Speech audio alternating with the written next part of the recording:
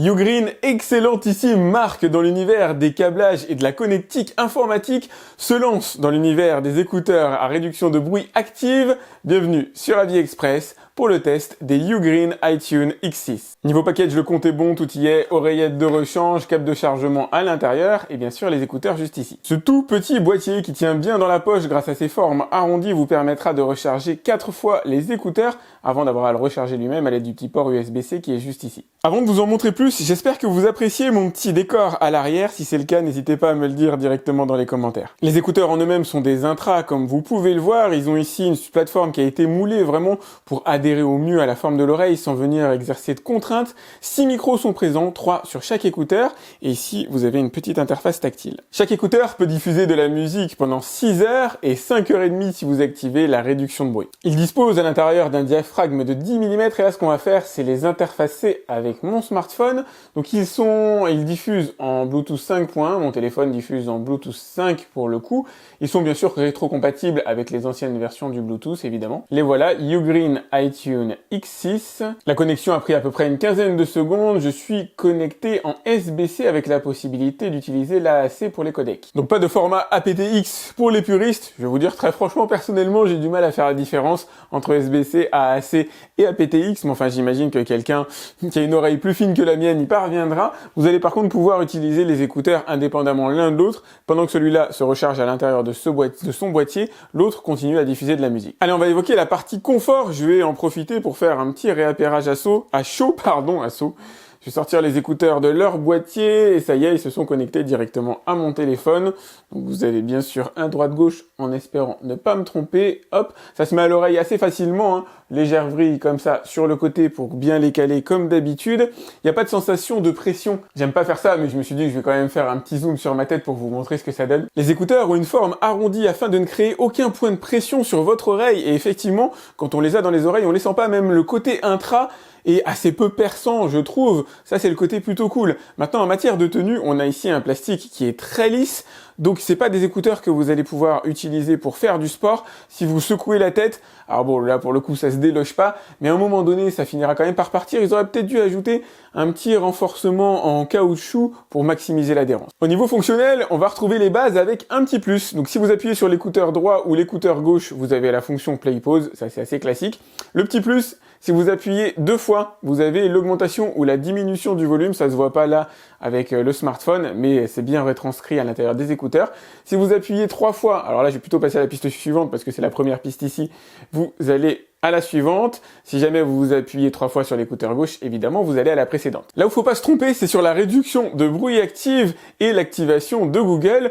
Donc, si vous restez appuyé 1 seconde, vous avez les fonctions de réduction de bruit. On reverra ça juste après. Si vous appuyez 2 secondes, vous avez Google. Ah, j'ai raté. Là, j'ai mis la réduction de bruit.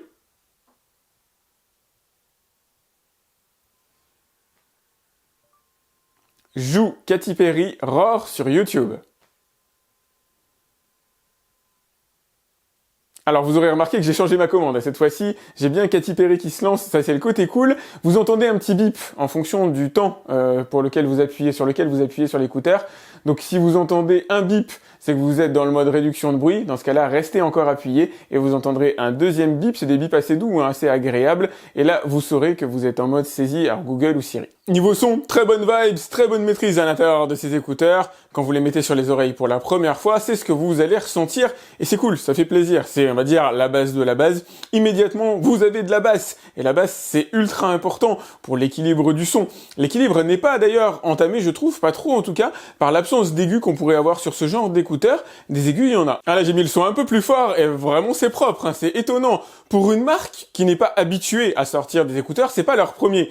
Mais pour une marque qui n'est pas habituée à ça, je pense que derrière, ils ont des partenaires qui les aident, c'est évident. En négatif, parce qu'il faut bien qu'il y en ait, lorsque le son est mis à son minimum, on obtient quand même un léger souffle dans les écouteurs. Alors il est léger, hein, il est vraiment très léger, il est à peine audible, mais bon, ils sont pas faits pour être utilisés, on va dire, sans son. Vous allez me dire, pour des écouteurs, c'est normal, pas totalement, puisqu'il y a la réduction de bruit actif qui peut être intéressante d'utiliser dans ce genre de configuration. Vous êtes au boulot, vous voulez pas forcément de la musique, vous mettez le son au minimum, et du coup, vous bénéficiez quand même de la réduction de bruit. Là, léger souffle dans les oreilles, pas génial. Par contre, lorsqu'on met le son à fond, alors on n'est pas au-delà à mon avis de la réglementation européenne, ça c'est cool, mais il y a du bon son, les écouteurs ne saturent pas. Autre test rituel, la portée Bluetooth. Je mets mes mains devant les écouteurs réellement pour cacher le signal Bluetooth, pour l'empêcher le plus possible de passer. Et non, ça passe de manière absolument impeccable.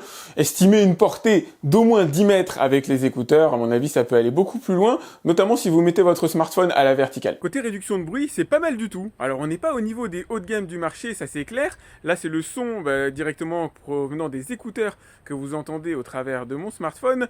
Donc on a une bonne réduction de bruit et effectivement, lorsque vous allez vous mettre près d'une route, comme c'est mon cas à cet instant précis, lorsque vous allez dans les transports en commun, etc., dans un avion encore mieux, vous allez ressentir réellement un confort supplémentaire.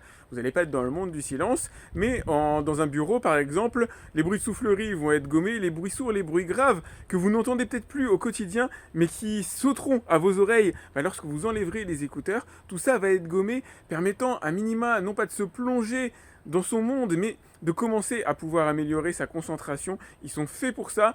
On n'est pas dans le haut de gamme du marché, c'est clair, mais ça fonctionne bien. Par contre, aux abonnés absents, je note le mode Transparency qui permettrait d'entendre au contraire mieux ce qui se passe autour. Ça a tout simplement pas été implémenté à l'intérieur des écouteurs. Allez, comme d'habitude, on va faire un petit test d'appel téléphonique. Je vais mettre l'écouteur directement sur mon micro pour vous faire entendre la conversation.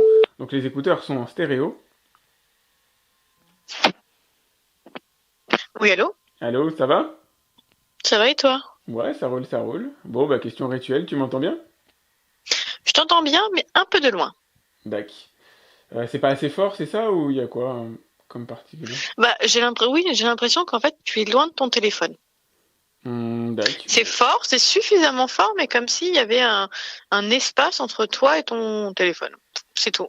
Ça grésille pas, ça saccade pas, je t'entends de façon fluide, mais ou tu es loin, ou ça a une sorte de résonance, je sais pas, mais c'est particulier, mais en même temps, on peut entretenir une conversation sans souci.